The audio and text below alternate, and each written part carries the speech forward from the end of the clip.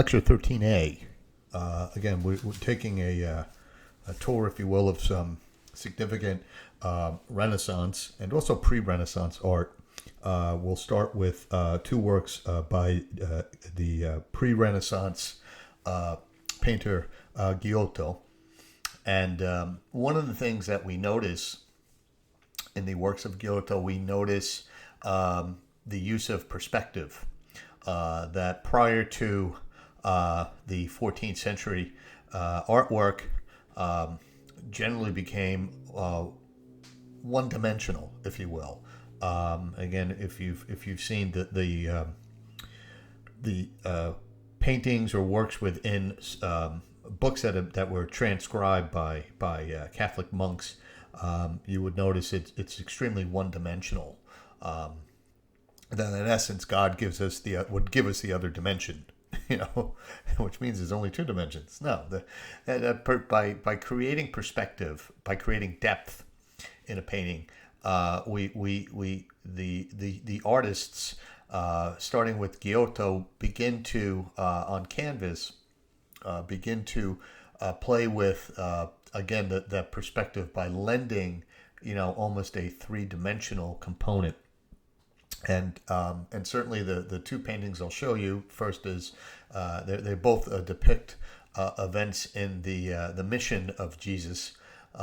First is the marriage at Cana, and where Jesus is reluctantly performing his first miracle. I would like to say, no, it's not pulling the coin out from the girl's ear. Wasn't it where he had to make more wine, right?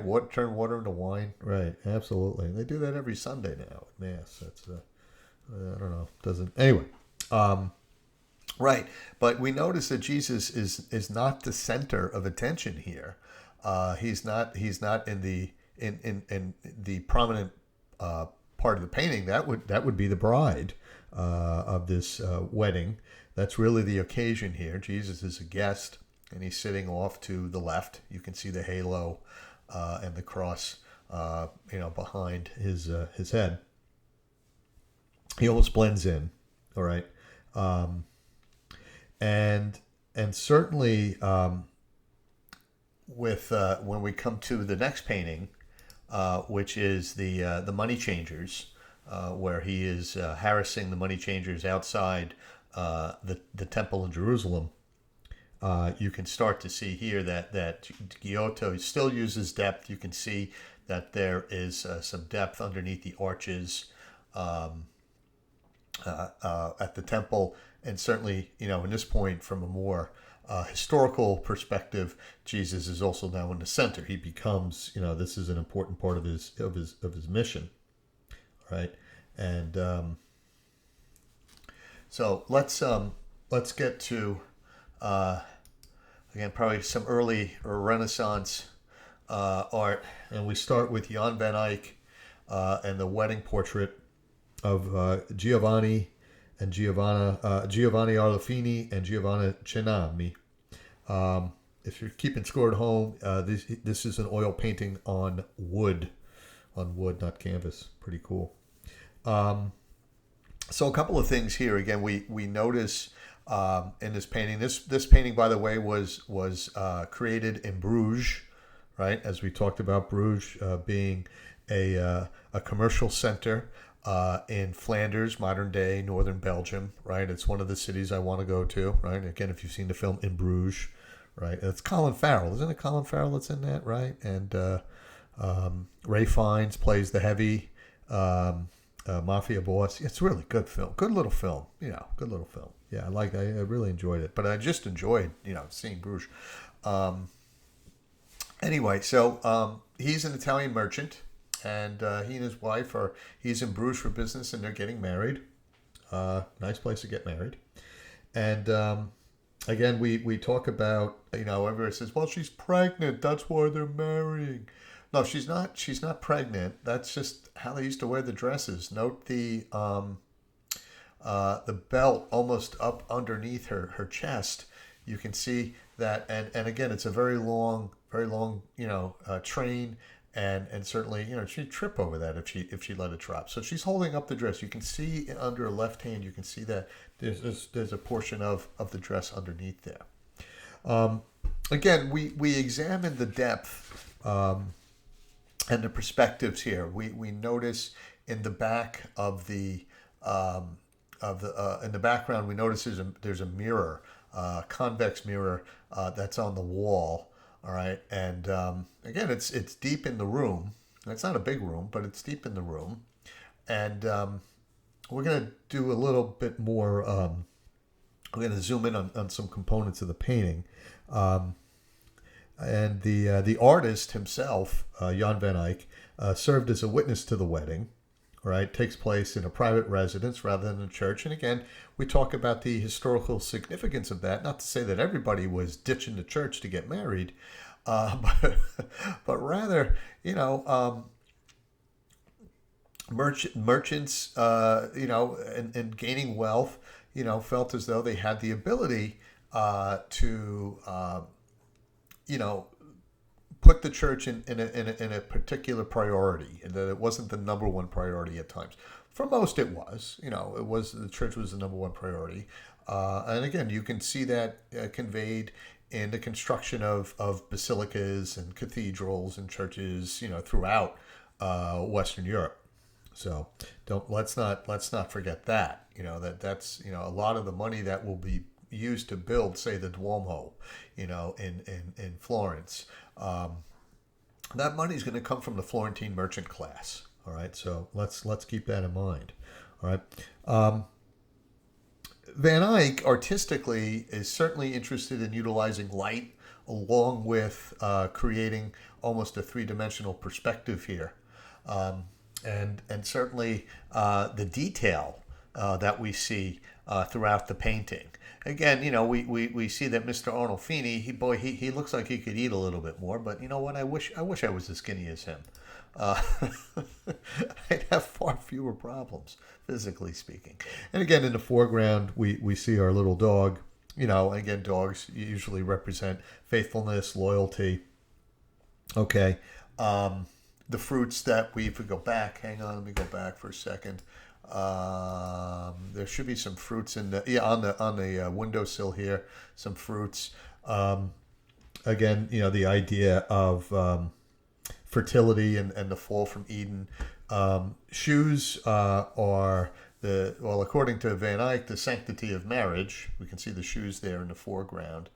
And then I love this. And again, this is in the background. It's almost like graffiti scroll.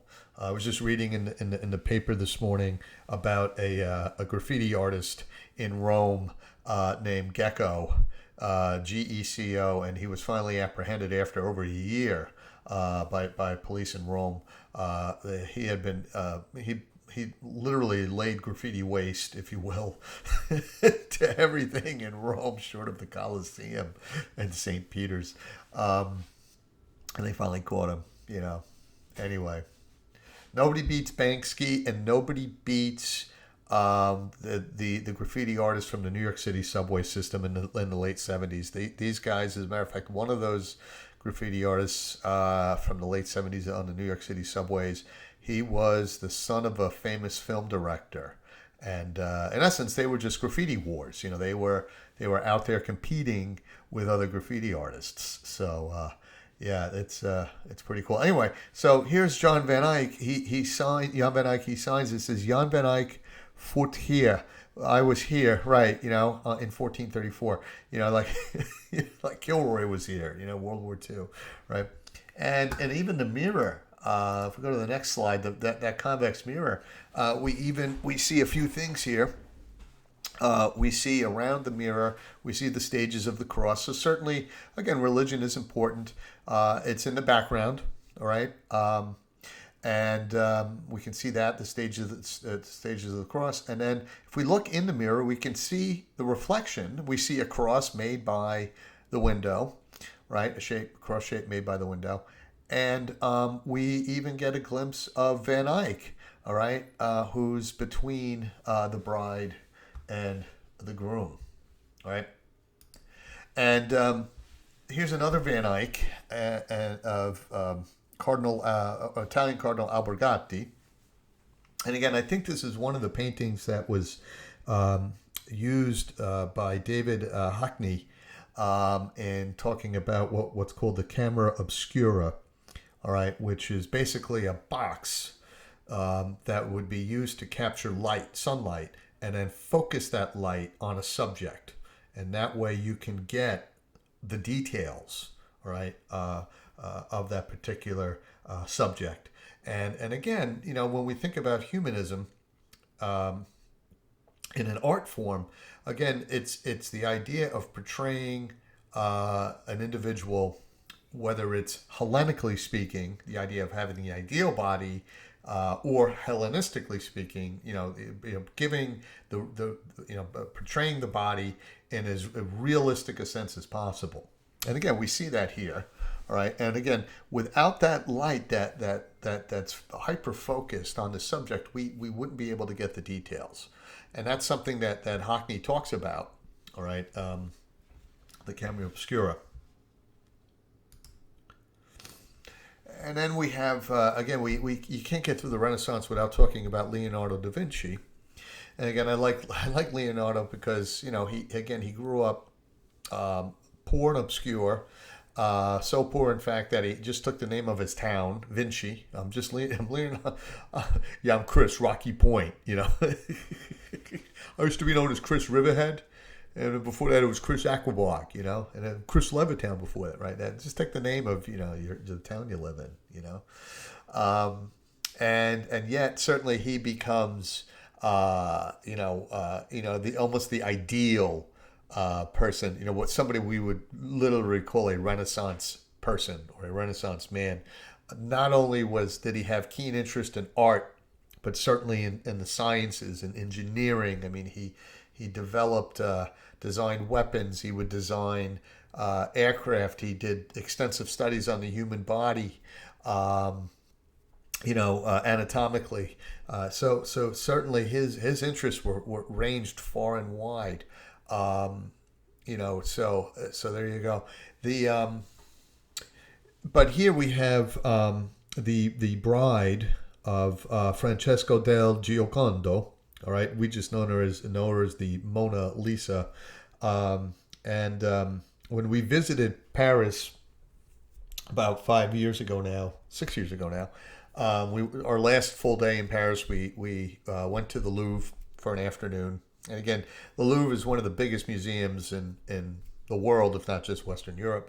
And it would take you a good 3 days to get through every single hallway and floor, to see the immense amount of artwork that's there.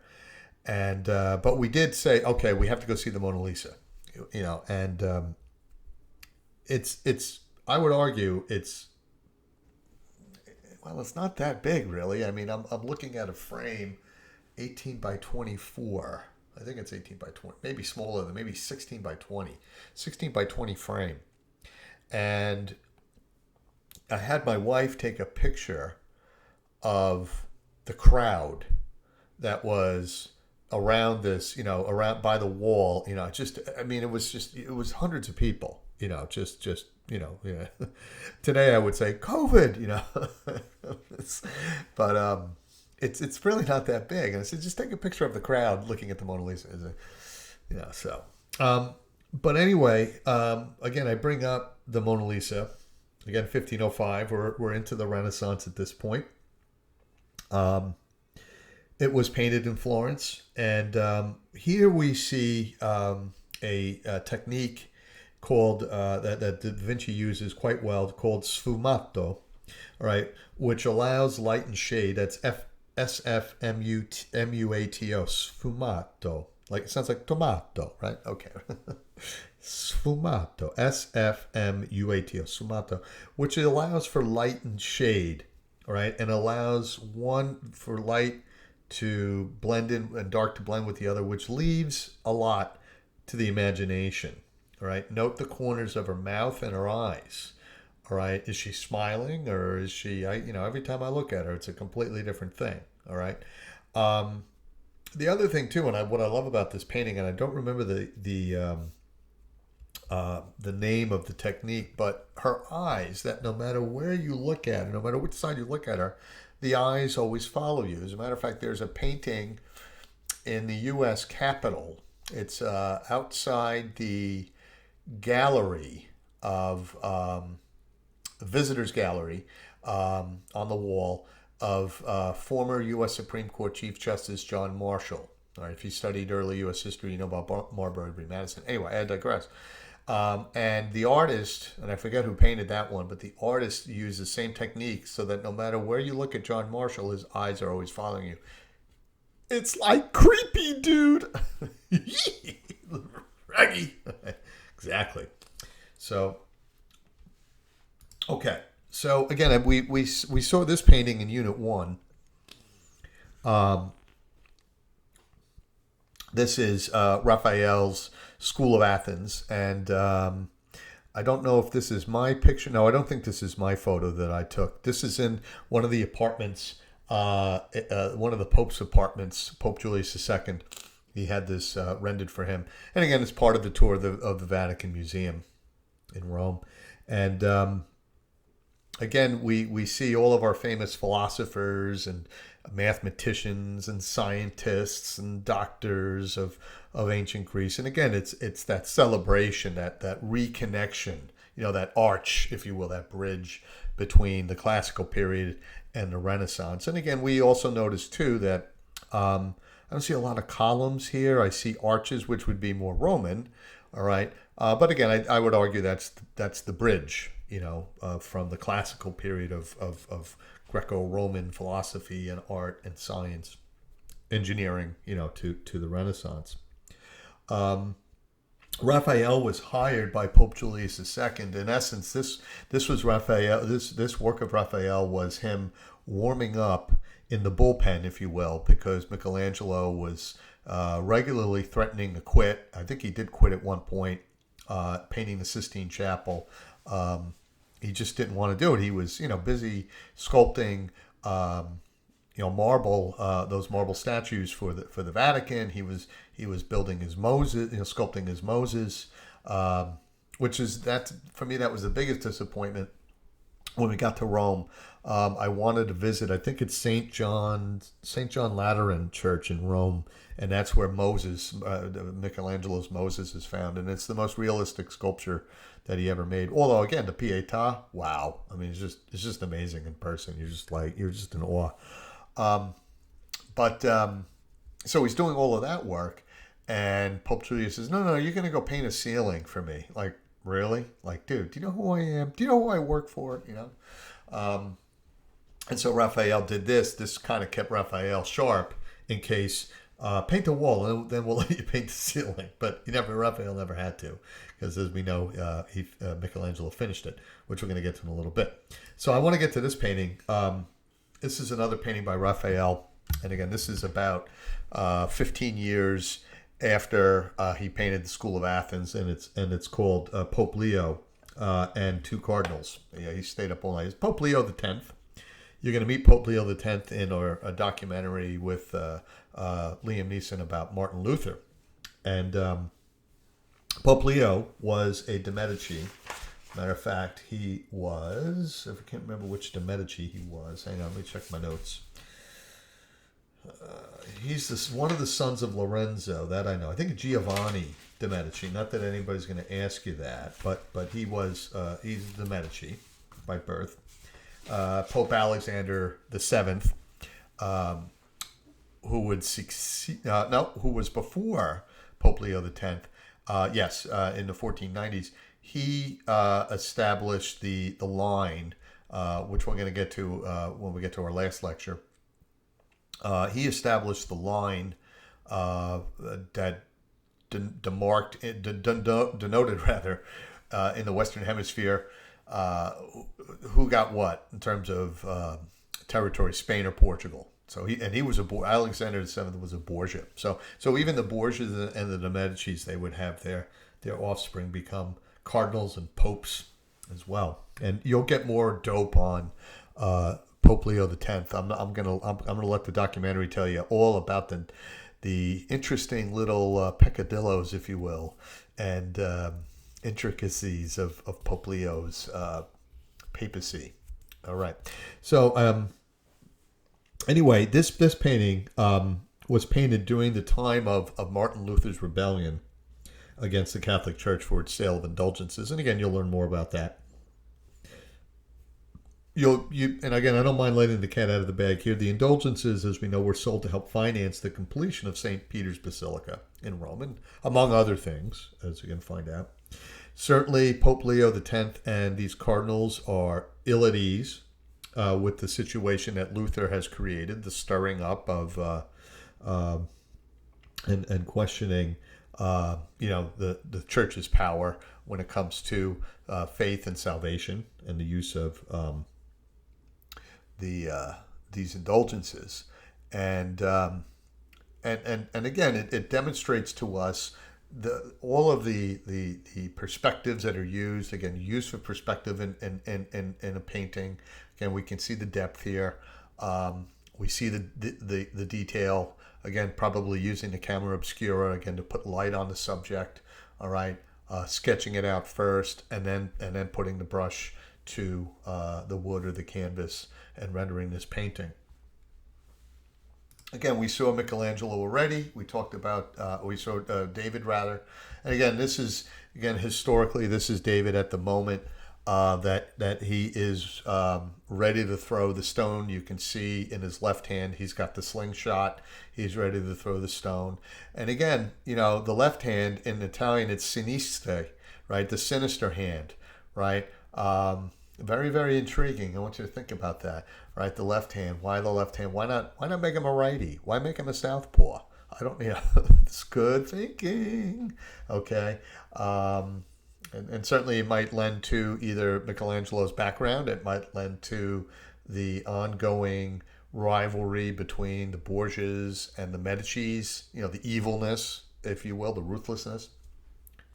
All right, and we come to this is Michelangelo's paintings on the ceiling of the Sistine Chapel, and again, if we look right, almost in the center, we see Adam being created by God. Adam in his purest form as man. And then we see, if we go across the center panels, we can see Adam and Eve. We can see the expulsion from Eden, and then on through, other key events in the Old Testament, and certainly in the New Testament. And again, some of his cardinals, some of Pope Julius's cardinals were aghast at the rank nudity, if you will. Again, that conservatism of the Catholic Church, and even Pope Julius, would defend, Michelangelo defended his work, saying, "This is man. I mean, what do we have to be ashamed of? This is who we are." And even Pope Julius at some point began to defend Michelangelo for his work. 4 years, I think it was 4 years that it took him to paint that ceiling. 4 years. I'm looking at my ceiling right now. Oh my God! I'm just going to hire somebody. I'll hire Michelangelo. Right. Okay, so let's just show you some examples of Northern European Renaissance art. And again, I should come back to Titian. I don't know where Titian is. At Venus of Urbino. So we'll come back to that. We focus in on the work of Hans Holbein, and Hans and the elder, and then we'll see in a moment Hans Holbein the younger. This is a portrait of Henry VIII, probably towards the end of his life, because you can see how big he is. How many legs of mutton has he eaten? All right, and certainly.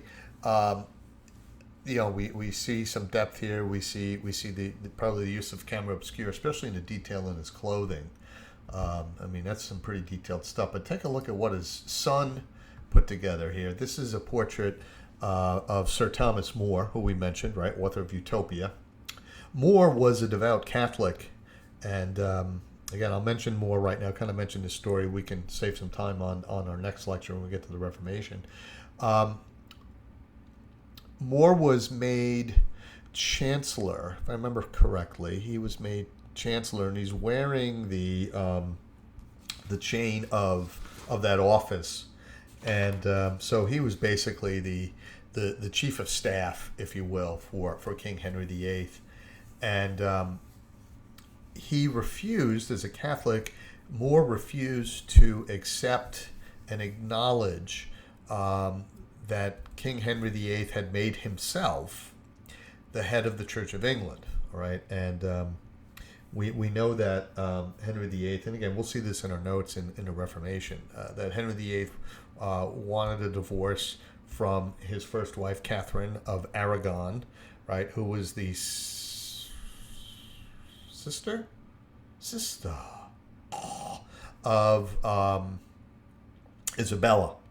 I believe it was Queen Isabella of Spain. I think it was sister of Queen Isabella, and because they hadn't produced a male heir, and so he wanted a divorce. And Pope says, "No, we've already been through this. You're not getting it. Don't." So he makes himself the Church of England, divorces Catherine, and then marries his latest fling, Anne Boleyn. Right, and so More, long story short, refuses to acknowledge that the King of England is now the head of the Church in England. He still says, no, the Pope is the head of the Church. And again, I mentioned in the Tower of London that's where More would be held until he was found guilty of sedition against the king and heresy, and he would be beheaded at the Tower. So, but again, we see the detail here. As a matter of fact, I think if you want to see this painting up close and personal, go to the Frick Collection in New York City. It's in Manhattan, and it's only a few blocks away from, maybe about 8 or 9 blocks away from the Metropolitan Museum of Art. As a matter of fact, when you go to the Met and you get the admission ticket to the Met will get you into the Frick. You just check the times and the dates that the Frick is open, but you can go see this painting up close. Let me tell you, it's pretty astounding. I mean, this is a pretty good rendering. I stole this one. I didn't steal it out of the Frick, but it would be cool if I did, atonal jazz bass, boom, boom, boom, boom, boom, boom, boom. Right, that's it. Right. Okay, but again, you can see, without a doubt, we've got great perspective, great depth. We've got the camera obscura working. Look at the velvet ruffles, right? Look at that. Look at that. Absolutely amazing. And then let's get up close and personal. Look at the stubble. This looks like a photograph, right? A modern day photograph. Looks like he took it with his iPhone 10 or better, okay? Absolutely amazing. Absolutely amazing, right? Look at that detail. Look at the stubble. Again, camera obscura, making that happen, right?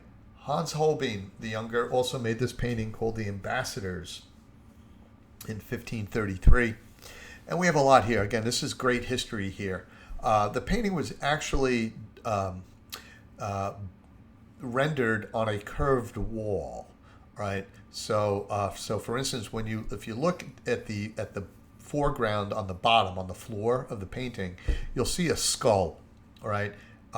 Again, the skull symbolizes that human life is fragile and that you could, go at any time, so, be careful. And so it's supposed to be on a curved wall, all right? So this is, we take it off the wall and we lay it flat, and that's why the skull is out of, it's not in proper perspective. But there's a few things going on here in this painting, again, that are very historically relevant. First of all, we have 2 ambassadors, all right? One of the 2 brothers, one of the 2 ambassadors, was the French ambassador to the Vatican, all right? And he was the go-between for Henry VIII of England and the Pope. So he was delivering messages back and forth between Henry VIII and the Pope. So he's in the middle of England's breakaway and Henry VIII's breakaway from the Catholic Church, right? We see on the lower shelf of the table, we see a lute, all right, and we can't see it in this, but one of the strings is broken, All right. In essence, there's discord, if you will, in particular religious discord. We have the Protestant Reformation in full swing. There's a on the shelf on the by the lute. There's a Lutheran hymnal as well. All right. So it's printed in German. It's again religious songs in German. Probably "A Mighty Fortress Is Our God" is probably in that book. All right. I think of the Lutheran Church. That's the one hymn I always think of because Luther wrote that hymn. Aha, there you go. A mighty fortress is our God. Nobody? Okay. All right. We'll come back to that as well. Okay. And then the other brother is the French ambassador to England. So you've got these two guys are right in the middle of this whole mess. Again, in when Henry VIII marries Anne Boleyn was a supporter of Luther's ideas. All right. We've got all sorts of other changes going on here. We have we have instruments of discovery on the top shelf, if you will. We've got a sextant. We have an astrolabe. We have sundials. All right. We have a merchant's math book as well. I think it's on the lower shelf to the left. All right. And we have a celestial globe. We have a rug, all right, again, an Oriental rug, Ottoman rug, I think it's Ottoman, which symbolizes trade between the East and the West. We have certainly the struggles with the growing Ottoman Empire, which emerges on the scene in 1453, and certainly the bulwark empire that would be that would check Ottoman expansion into Central Europe, which would be the Habsburg Empire, right? The famous Habsburg nose. If you know that nose, the nose knows.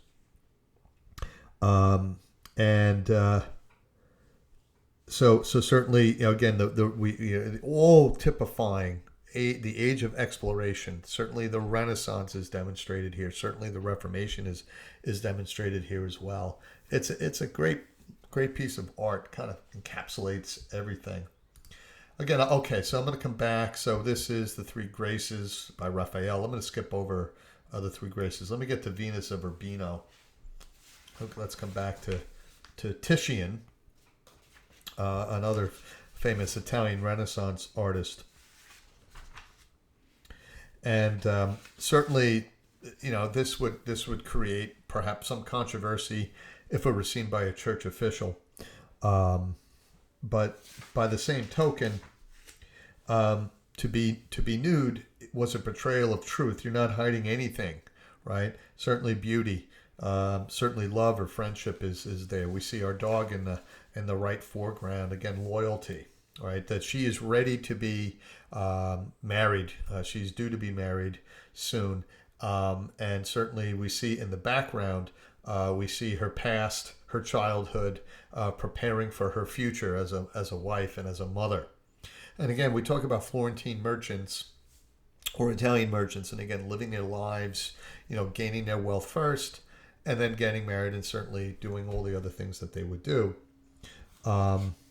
Certainly, artwork like this would be one way of breaking the monopoly of information held by the Catholic Church. The idea of portraying the human body in its most natural form. Again, we saw that with Michelangelo. We see that whether it's David, whether it's the Sistine Chapel ceiling and Adam.